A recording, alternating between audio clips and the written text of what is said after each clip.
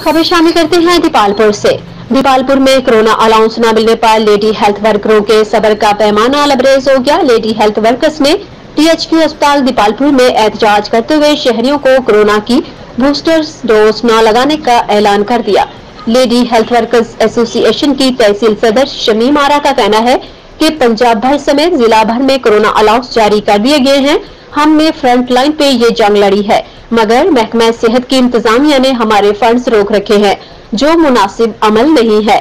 उन्होंने खबरदार किया कि अगर उनके साबिका अलाउंस जारी न किए गए तो वो आइंदा बूस्टर डोज कैंपेन में हिस्सा नहीं लेंगी। इस मौका पर MSTHQ अस्पताल दीपालपुर ने उन्हें अलाउंस जारी करने की यकीन दहानी कराई, जिस पर मुजाहिरीन पुरअमन तौर पर मुंतशिर हो गई। Report Syed Mohsin करमानी, additional director N22 news. देखते रहिए N22 न्यूज और खबर सच्चाई के साथ।